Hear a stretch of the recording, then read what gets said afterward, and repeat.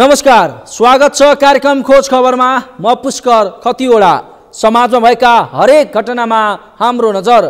जनताको सूचना पाउने अधिकारको सम्मान हाम्रो अभियान। त्यसैले समुन्नत र समृद्धशाली समाजको यात्रा खोज खबरको अन्तिम अभिष्ट अनि गन्तव्य हो। अस्पतालमा उडुस र उपियाँले सतायो भन्दा धेरैलाई पत्याउन गाह्रो होला। अझ नवजात शिशु सघन उपचार कक्ष अर्थात् एनआईसीयू को कुरुवा घरमा उडुस र उपियाँले गर्दा बस्न सक्ने अवस्था छैन भन्दा त धेरैले नपत्याउलान्। तर देशको पुरानो तथा केन्द्रीय बाल अस्पताल अर्थात् कान्ति बाल अस्पतालमा यति बेला उडुस र उपियाँको टोकाइबाट कुरुवाहरू आतंकित छन्। कतिसम्म भने उडुस र उपियाँको टोकाइबाट हैरान भएका कुरुवा र सुत्केरीहरू बाहिर भुइँमा बिस्तरा लगाएर सुत्न बाध्य छन्। यति मात्र होइन, धेरैले कान्ति अस्पताल व्यवस्थित होला भन्ने ठाने पनि आजकल यो अस्पतालको व्यवस्थापनदेखि सेवा सुविधा खस्कँदो क्रममा छ। आखिर के छ त्यसको वास्तविकता अनि अस्पतालमा बढेको उडुस र उपियाँको टोकाई आतंकको असर के छ, हेरौँ यो रिपोर्ट।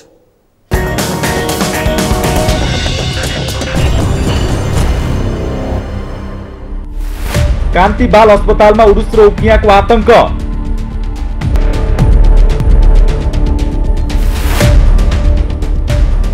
एनआईसीयू कुरुवा घरमा सुत्केरी भुइँमा सुत्न बाध्य। औषधिले पनि उडुस नमासिएको अस्पतालको दाबी।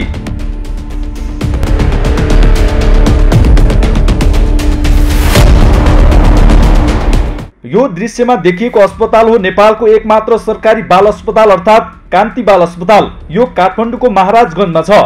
आजकल यो अस्पताल पुग्ने बिरामी र तिनका आफन्त उडुसको टोकाइबाट आतंकित भएका छन्।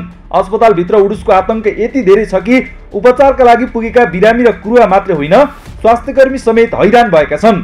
अरु त अरु कान्तिबाल अस्पतालमा नवजात शिशु सघन उपचार कक्ष एनआईसी को कुरुवा घरमा उडुस उपियाँले गर्दा बस्न सक्ने अवस्था छैन।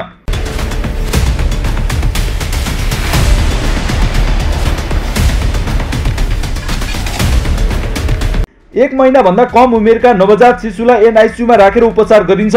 उनीहरूको आमालाई एनआईसीयू कुरुवा घरमा राखिन्छ। त्यहाँ 30 वटा छुट्टै शय्याको व्यवस्था छ। एनआईसीयू कुरुवा बस्ने बेडमा नवजात शिशुका आमालाई बस्न सकस हुन्छ। एकछिन बस्दा उडुस र उपियाँले टोकेर खपिसक्नु हुँदैन। त्यसैले त्यहाँ बस्ने सुत्केरी भुइँमा बिस्तारा लगाएर सुत्ने गरेका छन्। तर भुइँमा पनि उडुस उपियाँले टोकेर दुःख दिने गरेको छ, जसले उडुस र उपियाँको टोकाइबाट कुरुवाहरू आतंकित हुनु परेको छ।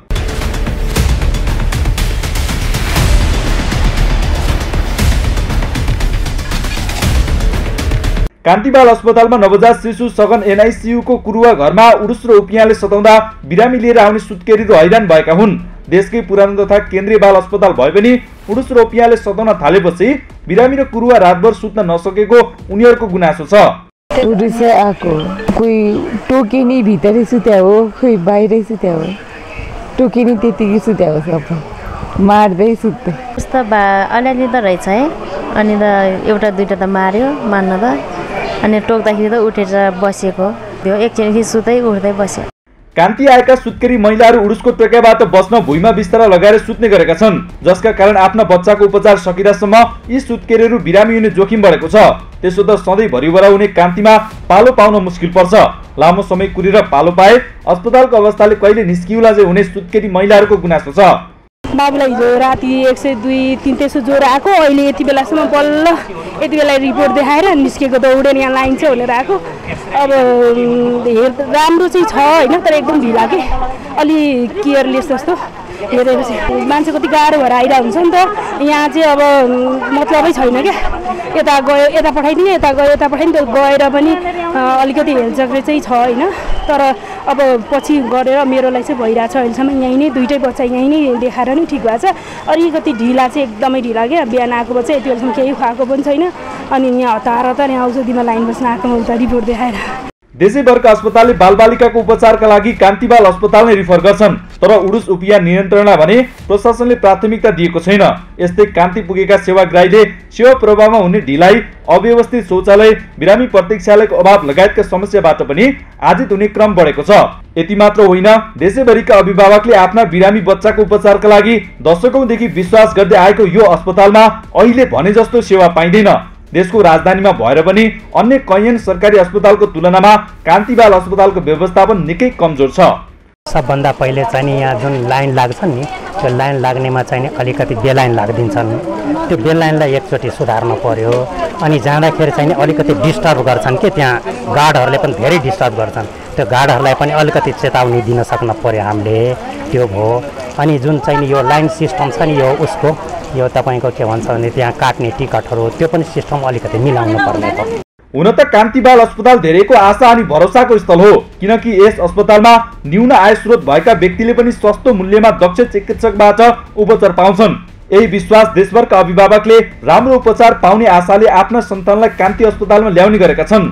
तर आजकल यो अस्पतालमा जताततै फोहोर मात्र भेटिनेदेखि बिरामी र क्रुवासम्मले शास्ति पाउने क्रम बढेको छ। टोयलेटहरू चाहिँ म एकदमै यो मान्छे बिरामी होला जस्तो म बिहान पनि मैले कम्प्लेन गरेको है। अब यो अनि लाइन बस्दाखेरि चाहिँ एकदमै अब हेर्नु एकजना बच्चा मात्रै छोडेर आएको, मेरो त ऊ पनि छैन, साथी पनि छैन, बच्चा छोडेर आएको, यस्तो लाइन औषधि लिन आएको, यस्तो हो हालत। अनि अब के चाहिँ जवाफ दिने ल भन्नुहोस् है। अब होइन स्टाफ नपुगेदेखि स्टाफ थप्न पर्यो होइन, अब के कसरी हुन्छ अब होइन। जहाँ पनि उता पनि लाइन बस्नुपर्छ, अब इमर्जेन्सी भन्यो वहाँ पनि त्यतिकै कुर्नुपर्छ त्यो टिकट काट्ने ठाउँमा। अब यहाँ पनि औषधि लिन आउँदाखेरि अलिकति यसरी कुर्नुपर्छ। यति मात्र होइन, यहाँ उपचार सेवा पाउन ठुलै युद्ध जिते सरह हुन्छ। आइसियु लगायतको विशिष्टीकृत सेवा पाउनु त यहाँ भाग्य सरह हो। यति मात्र पनि होइन, कयौं सेवा र सुविधा नहुँदा कान्तिले बाहिरका प्रविधि र प्रयोगशालाबाट सेवा लिन भन्ने गरेको छ। कहिले बजेट त कहिले जनशक्ति अभावका कारणले पनि कान्तिले दिने सेवा खुम्चिँदै गएको छ। यसरी आफ्नो सेवा चुस्त नबनाउँदा कान्ति पुगेका सेवाग्राहीले शास्ति खेप्नु परेको गुनासो गर्ने गरेका छन्। त सबै नेचुरली राम्रै चलिरहेको छ, अलिक फर्मेला छ होइन, भने टाइममा सफा नहुँदो रहेछ, अलिक चाहिने टाइममा डक्टरहरू नआइपुग्दो रहेछ, अरू त सबै ठिकै छ। उहाँहरू आफै सचेत हुनु पऱ्यो, उहाँहरूलाई आफैलाई जनचेतना फैलिए राम्रो हुन्थ्यो कि भन्ने चाहिँ मलाई लाग्छ। तत्कालीन राजा महेन्द्र शाहले जनताका छोराछोरीको सरकारी स्तरमा नै न्यून मूल्यमा उपचार होस् भन्ने मनसायले विक्रम सम्वत 2019 सालमा आमा कान्ति राज्य लक्ष्मीको नाममा कान्ति बाल अस्पताल स्थापना गरेका थिए। तर समय बढ्दै जाँदा आएको राजनैतिक परिवर्तनसँगै यस अस्पतालमा पनि परिवर्तन त आयो, तर नकारात्मक, जसका कारण कुनै समयमा राम्रो उपचार गर्ने थलो मानिएको कान्ति अस्पताल दिन प्रतिदिन दयनीय बन्दै गएको छ, जसका कारण कमजोर आर्थिक अवस्था भएका बिरामीहरू बाध्य भएर महँगो अस्पतालहरूमा उपचारका लागि जान बाध्य छन्। यसतर्फ नियमनकारी निकायको ध्यान जान आवश्यक छ। खोज खबरका लागि क्यामेरामा गौरव खड्काका साथमा यमुना सापकोटाको रिपोर्ट।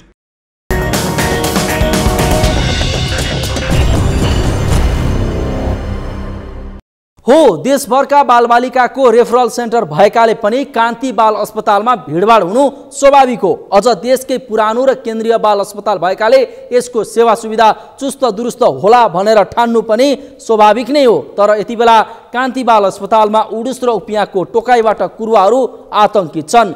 अस्पतालको एनआइसियुको कुरुवा घरमा बसेकाहरू उडुस र उपियाँको टोकाइबाट आतंकित भएका हुन्। कुरुवामा पनि सुत्केरीहरू सबैभन्दा बढी पीडित छन्। उनीहरू उडुसको टोकाइबाट बच्न बाहिर भुइँमा बिस्तारा लगाएर सुत्न बाध्य छन्, तर त्यहाँ पनि उडुसको टोकाइबाट बच्न सकिने अवस्था छैन। तसर्थ यसतर्फ सरकारवाला निकायको तत्काल चासो जान आवश्यक छ।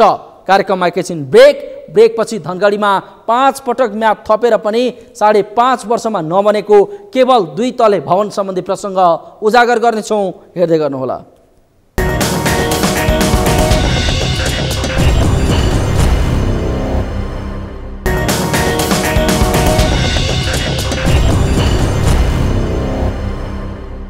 ब्रेकपछि स्वागत छ। कार्यक्रम हो खोज खबर। एउटा 2.5 तले भवनको निर्माण सक्न कति समय लाग्छ होला? सरासर बन्ने हो भने र त्यो निजी भवन हो भने बढीमा 6 महिना लाग्ला।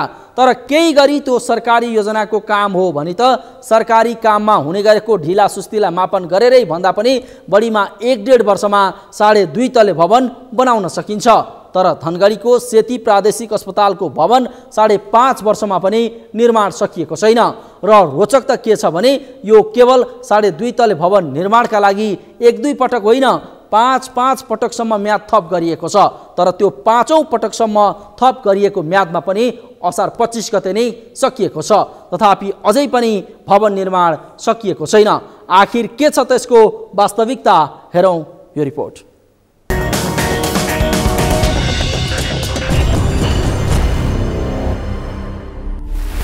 5.5 वर्षमा पनि बनेन सेती प्रादेशिक अस्पतालको भवन।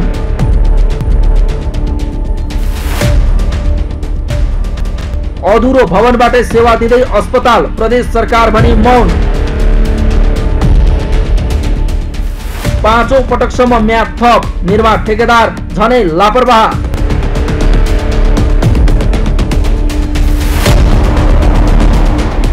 नेपालमा विकास निर्माणका काममा भ्रष्टाचार हुनु, ढिलासुस्ती हुनु नौलो कुरा होइन। सरकारी बजेटका विकासे काममा आर्थिक लाभ लिने र काम चाहिँ सकेसम्म गर्न नपरे हुन्थ्यो भन्ने सोच सबैमा व्याप्त छ। अझ अधिकांश काम सुरु नै नगर्ने, सुरु गरे बेहाल अवस्थामा छाडेर निर्माण अलपत्र पार्ने वा गर्नै परे पनि कछुवा गतिमा गर्ने त चलन नै बसेको छ। यसका देशभर कयौं उदाहरण छन्। यसैको पछिल्लो उदाहरण चाहिँ सेती प्रादेशिक अस्पताल धनगढी बनेको छ।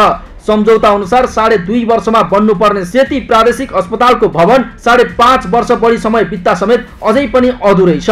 निर्माण कम्पनीको लापरवाहीले लामो समयसम्म भवनको काम अलपत्र पर्दा अस्पताललाई भने भवन अभावले सेवा प्रवाहमा समस्या भइरहेको छ। भवन अभाव भएपछि अस्पतालले अधुरो भवनका केही कोठाबाटै ओपीडी सेवा सुरु गर्न बाध्य भएको छ।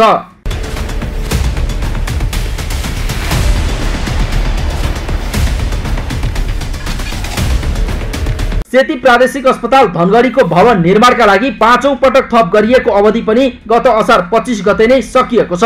तर विडम्बना काम भने अझै सकिएको छैन। अझै करिब 15% काम बाँकी रहेको संघीय आयोजना कार्यान्वयन इकाइ धनगढीले जनाएको छ।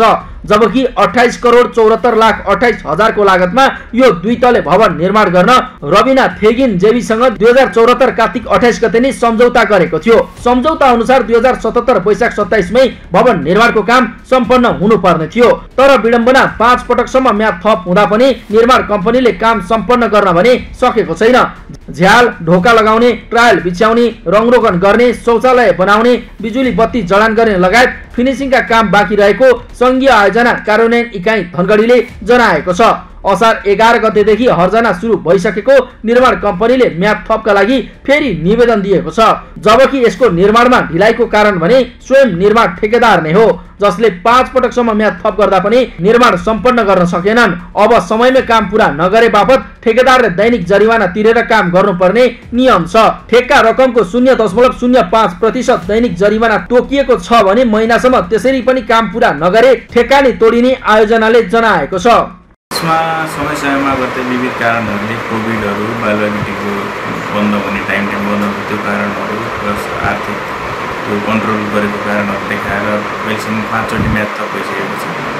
अन्तिम जुन म्याद थप भएको थियो त्यसमा चाहिँ त्यो 25 गतेसम्म, यो 2080 3 महिना 25सम्म म्याद थप भएको थियो। त्यसमा पनि अन्तिम 15 दिन हो भनेपछि असार 11 गतेदेखि चाहिँ हर्जना सुरु हुने गरी चाहिँ उहाँको म्याद थप भएको थियो। हाल अब त्यो समय पनि कटिसकेको र उहाँले हर्जना सुरु भइसकेको अवस्था हो। साथै अहिले उहाँले चाहिँ अब म्याद थपको लागि निवेदन पेश गर्नुभएको छ। सो अब म्याद थप म्याक्सिमम हुने भनेको नियमअनुसार 200 दिन हर्जना लागिसकेपछि त्यो प्रक्रियामा चाहिँ रहेको छ। कार्यरतहरू उठाएर विभागीय स्वीकृतिको लागि गर्दैन। यसरी सेती प्रादेशिक अस्पताल धनगढीको निर्माण भवनमा विद्युतीकरणको डिजाइन परिवर्तन र निर्माण अवधि लम्बिँदा भवनको लागत 21 करोड रुपैयाँ पुगेको छ। तत्कालीन सेती अञ्चल अस्पतालको सेवा विस्तारका लागि सरकारले भवन निर्माणको योजना ल्याएको थियो। सेती अस्पताल अहिले पनि नाम जस्तै प्रदेश मातहतमा छ। तर प्रदेशले भने अस्पतालको भवन निर्माणमा ढिलाइ हुँदा चासोसम्म दिएको छैन। भवनको अभाव भएपछि अस्पतालले अधुरो भवनबाट ओपीडी सेवा सुरु गरेको छ। तर यसको खबरसम्म प्रदेश सरकारलाई छैन। अहिले अस्पतालको सेवा वितरणमा समस्या भएर बाध्य भई अधुरो भवनका केही कोठामा रङरोगन सहित मार्बल लगाइएपछि अस्पतालले त्यहीबाट ओपीडी सुरु गरेको छ। यसअघि ओपीडी सञ्चालन गर्दै आएको भवन सडकको क्षेत्राधिकार भित्र परेपछि धनगढीको सडक विस्तारका क्रममा भत्काउनु परेकाले अधुरो भवनबाटै सेवा सुरु गरिएको हो।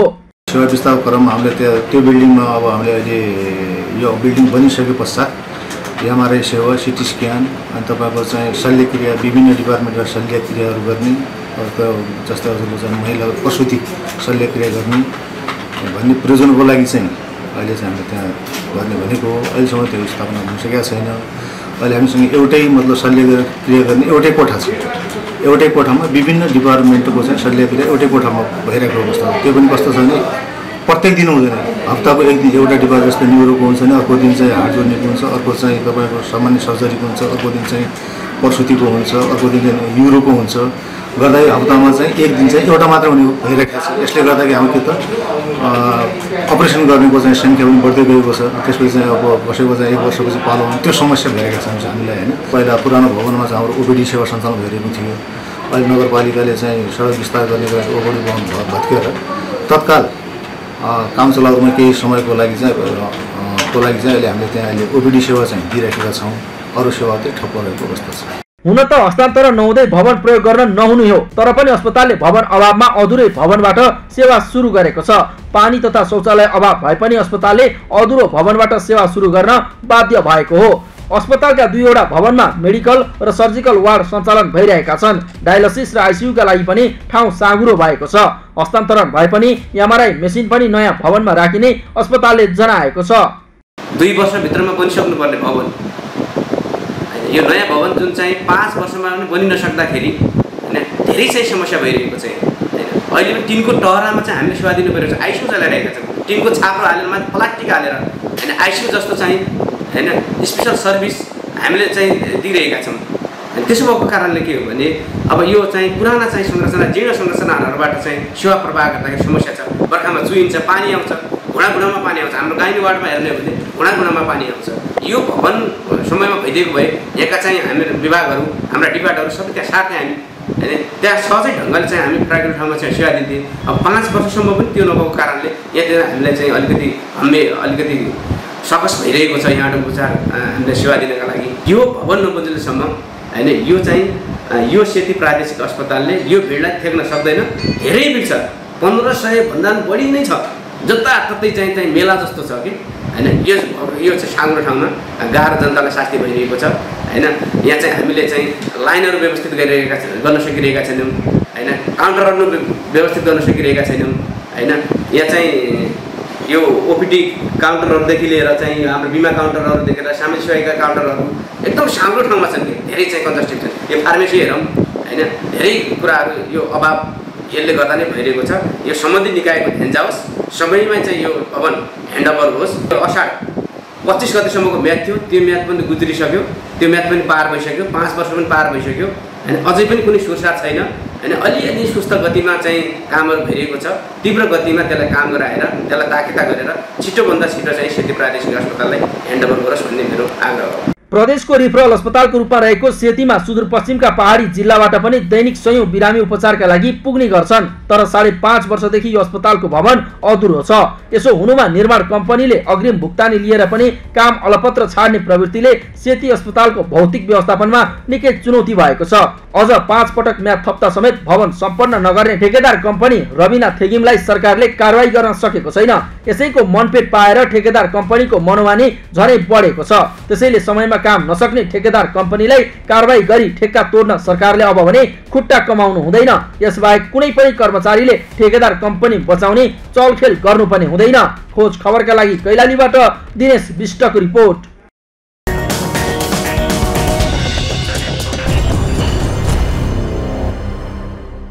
हो 5.5 वर्षमा 5 पटकसम्म म्याद थप्दा समेत निर्माण नसकिएको केवल 2.5 तले भवनको ठेकेदार कम्पनी रविना थेविङलाई सरकारले कारवाही गर्न सकेको छैन। यसैको मनपेट पाएर ठेकेदार कम्पनीको मनोमानी बढेको छ। हुन त समयमा निर्माण सम्पन्न भएका सरकारी योजनाका भवनहरू नेपालमा कमै होलान्। नेपालमा ठेक्का हात पार्न जसरी अनेकौं दाउ रचिन्छ र ठेक्का हात पारेपछि त्यसलाई वर्षौंसम्म झुलाउने गरिन्छ।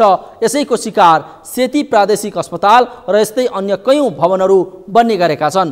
त्यसैले यसरी समयमा काम नसक्ने ठेकेदार कम्पनीलाई कारबाही गर्न वा ठेक्का तोड्न सरकारले अब भने खुट्टा कमाउनु हुँदैन। यसतर्फ सरकारको ध्यान जान आवश्यक छ। हवस् त आजलाई कार्यक्रम खोज खबर यति नै। कार्यक्रम खोज खबरका विषयमा कुनै प्रतिक्रिया छन् भने हामीलाई khojkhabar@sagarmatha.tv मा इमेल गर्न सक्नुहुन्छ अथवा फोन नम्बर 01576074 मा फोन पनि गर्न सक्नुहुन्छ। लुकेका र लुकाइएका खबर निरन्तर जारी छ। नेपालको पहिलो न्युज च्यानल सगरमाथा टेलिभिजन हेर्दै गर्नुहोला। नमस्कार।